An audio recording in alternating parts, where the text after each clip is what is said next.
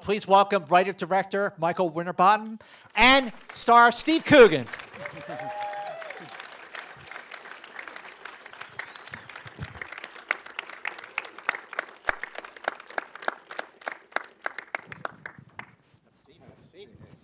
So the way it's going to work, I'm going to start off with a few questions, but then I'm going to throw it to you.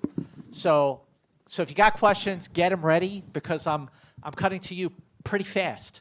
But I'm just going to jump in, and the script is the thing. So, and you guys have worked together. This is now your seventh movie by my count, right? Yeah. Okay. So how did this come about? What inspired you? There's a real tycoon in England called Philip Green. And he's very flamboyant, quite similar to Rich McCreadie. So he sort of just felt like he would be an interesting, funny kind of way into looking at inequality in the retail fashion industry in particular, but also just in the world in general.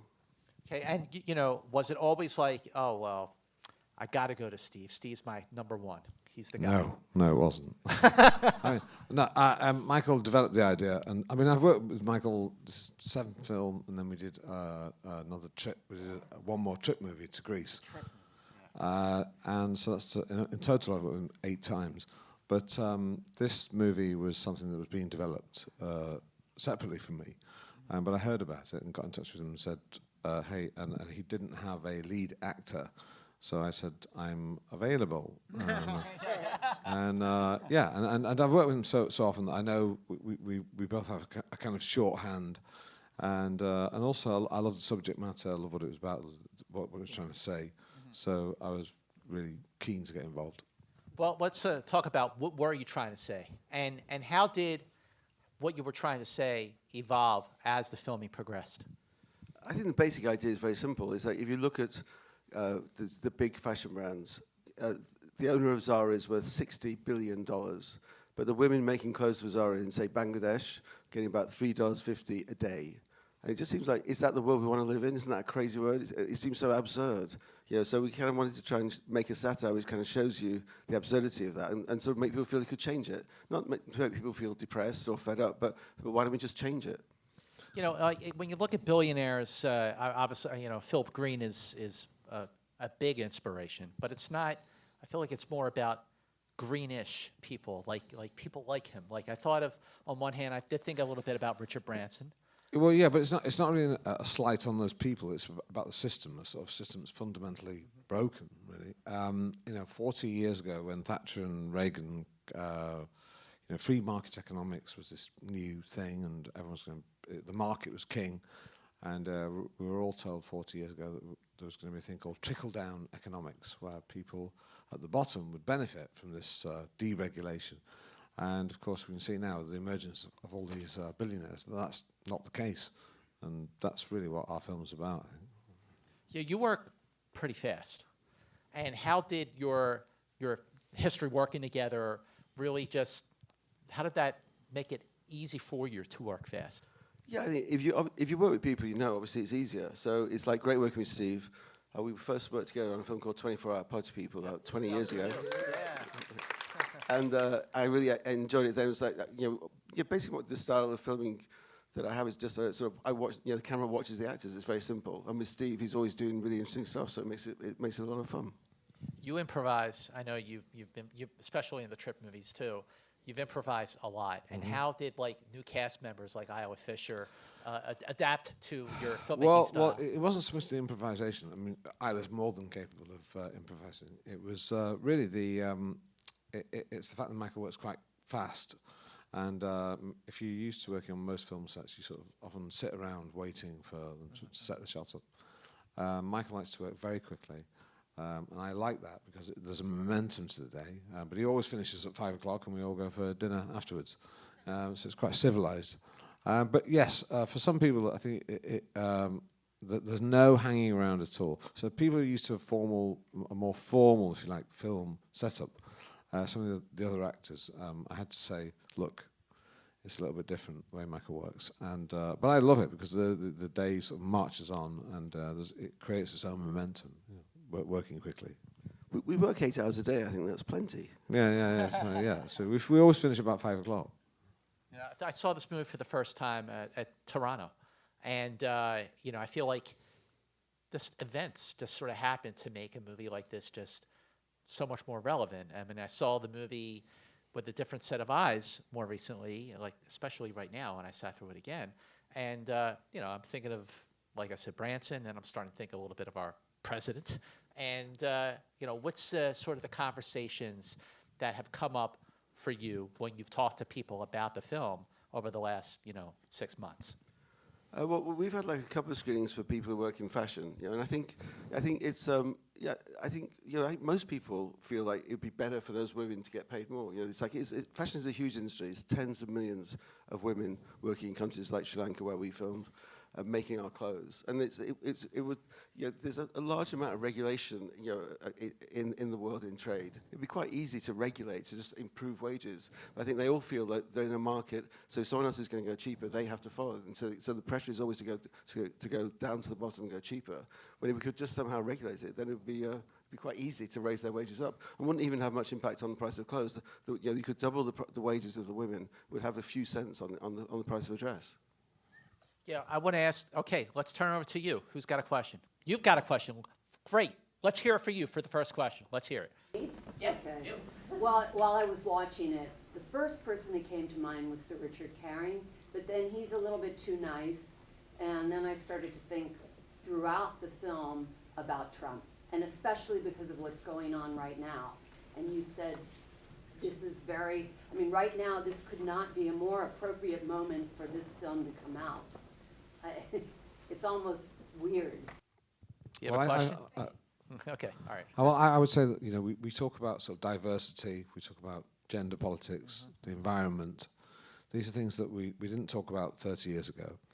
But it's always struck me that the sort of the elephant in the room is poverty and the huge gap between the rich and the poor, and also the symbiotic relationship that the super rich are super rich because there are people who are super poor, and that is direct relationship. But it's something that these other topics that I mentioned are part of the sort of national discourse, and poverty is something that somehow we kind of sideline. We think it's too big a topic to deal with, but I think because of the emergence of these super rich individuals, I think it feels like people have now got a sort of a renewed appetite to sort of talk about these big issues, especially with the election on at the moment. Well, also look at the movie that just won the Oscar for Best Picture. Of course, is absolutely, about, yeah. You know, so absolutely. So I'm sort of hopeful that this might help, you know, one small incremental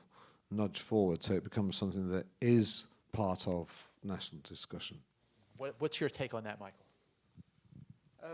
Yeah, I agree with Steve. I mean, personally, I think like since the financial crisis, there've been a lot of people all over the world, certainly in Britain, in Europe, I'm sure here, that felt the system's wrong, the system's not working. You know, the average worker's not getting any better off, you know, and the rich, the bankers who kind of caused the crisis have got even richer and richer and richer, and that kind of growing gap, the increase in inequality is huge. You know, and so I think people looking for a change, you know, and some people, you know, vote Trump for a change, you know, some people in Britain like vote Boris Johnson for a change, but there's also, you know, Jeremy Corbyn was on the other side of the argument, Bernie Sanders on the other side of the argument. I think people want a change, so you just got to fight for the right change. Absolutely. Okay, who's got a question? Right over here. What's your question? Nice and loud. After the housing debacle, I remember when I first started hearing about men who are now billionaires. And since then, now there are multi-billionaires. But that coincides with people sleeping on the streets. So this movie, to me, kind of capsuled the unlimited greed and the fact that we put up with having multi-billionaires and it sounds cool, but there's a price. And I think this movie basically kind of had this guy's demise in the end, because in the back of a lot of people's minds, these multi-billionaires shouldn't exist.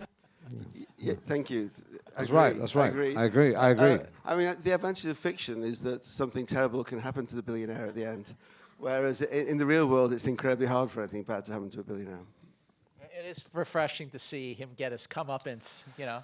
Yeah, I mean, Michael made the point that in making the movie, you know, that if you are, as we see from sort of the children of Richard McCreadie, is that if you have very little talent, but you're the child of a billionaire, you're very likely to end up very, very rich, despite your lack of talent.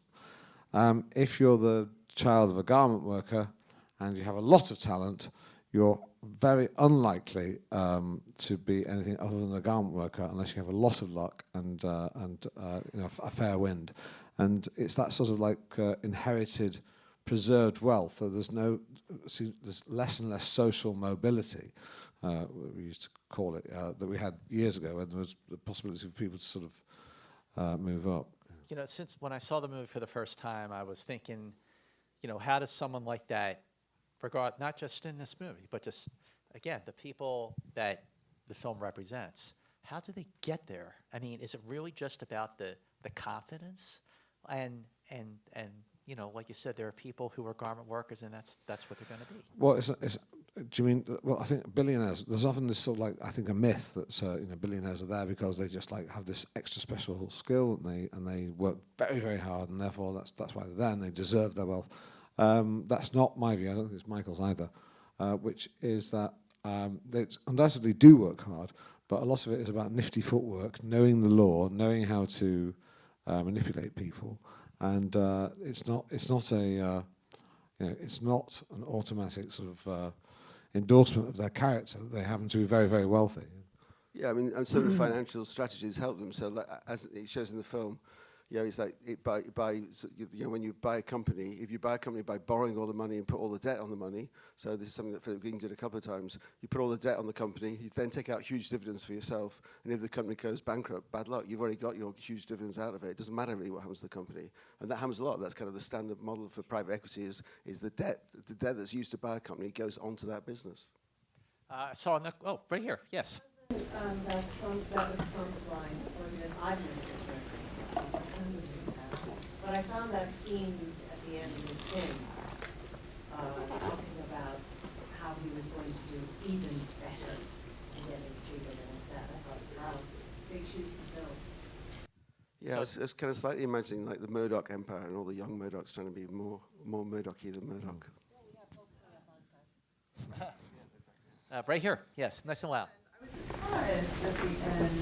I thought perhaps with the disdain he had for his father that he might be different, and I was so sorry to see that recognition or whatever. I didn't expect that. The end with the son, right?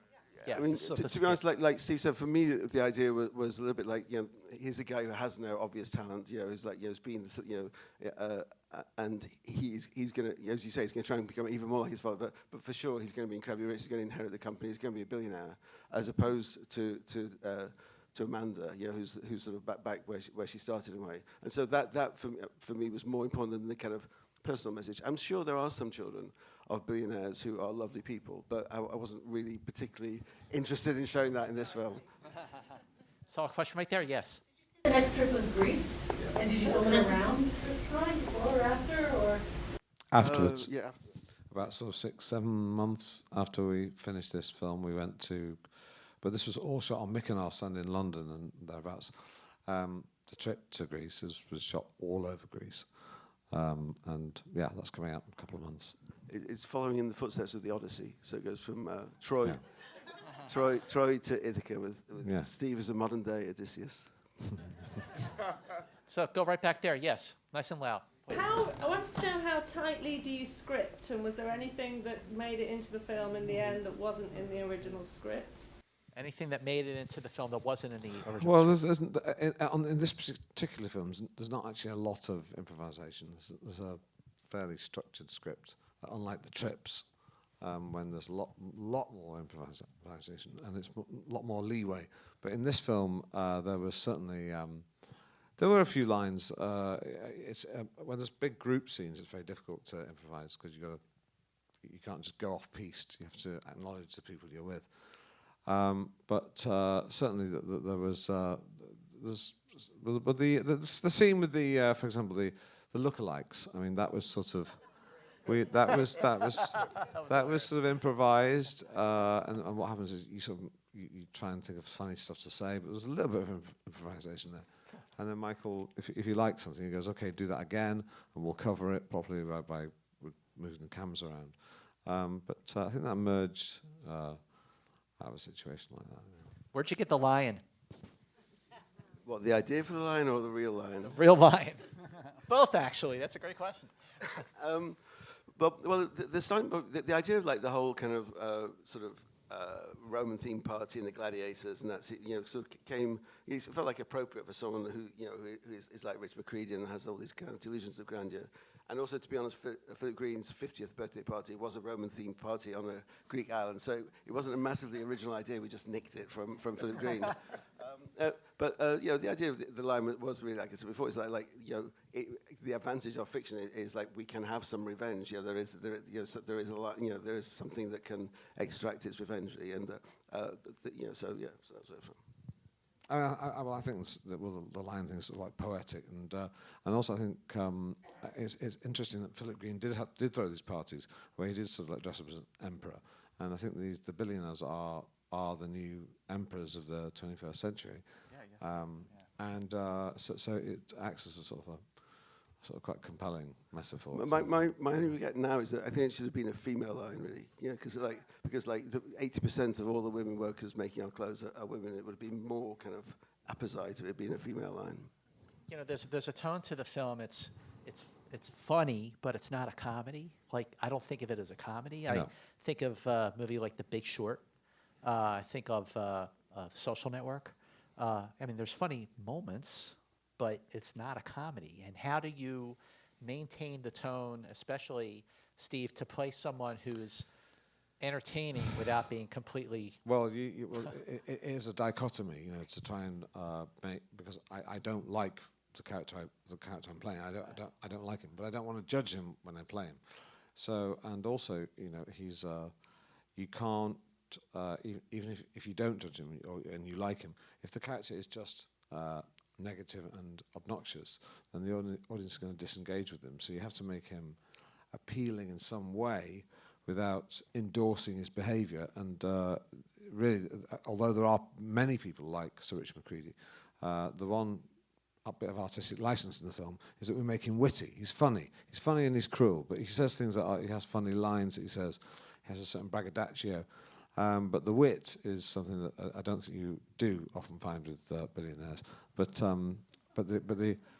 this sort of the chutzpah he has, and his sort of enthusiasm and his unapologetic nature are quite compelling. There are people like that, and often people who are very successful are charismatic, but they're also unscrupulous and they're driven and all those things. But for me, I had to be able to have understand what drove him, not judge him, even though I don't like him. In the hat, yes. Speaking of the dichotomy off topic, can Mr. Coogan do a couple of lines of Sean Connery? Well, I'm not quite sure what you want me to do. There's the old Sean Connery, and then there's a slightly younger one for James Bond in the early 1960s. There you go. Can I say that's the kind of direction I give in the trip, basically. After a while, can you just do a funny voice? Yeah, that's very true. Right here, sir. Yeah. So, I had a question Wait, hang on. Here. about the scenes in the factory in Sri Lanka. I assume these were real factory workers. They weren't paid actors. So were they in on it? Did they know what the film was all about? And were they made aware of what their role was in the entire spectrum of the movie?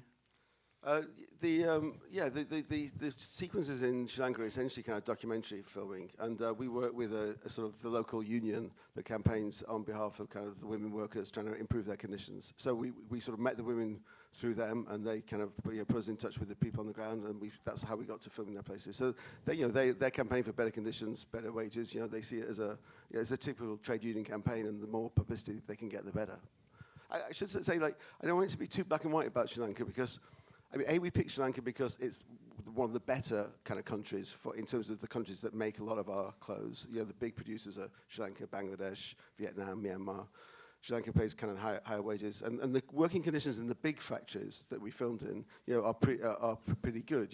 And we were working obviously to get into the big factories. We had to also work with the owners and managers to get permission to film in the factories. And their point was, like, I think when you read the press, certainly in Britain, it's a bit like, well, the brands are trying their best to improve conditions for women, but the owners of the factories in Bangladesh are dodgy and they try and cheat the system, while the owners of the factories in Sri Lanka are dodgy and they cheat the system. But in truth, the factory managers are saying, look, every time they come up with a new line, they do like hundreds of new dresses, styles, and every year. Every time they come up with a new line, it's like, what price can you give us for this? And so if they say, well, it's $1, they'll say, well, we can get it for 95 cents in Bangladesh or 90 cents in Myanmar. We'll just move it to there. So they, from their point of view, they say, well, what can we do? We can either get the women to work faster, or we can get them to work for less money. But there isn't any other way of making it cheaper. All right, got time for two more.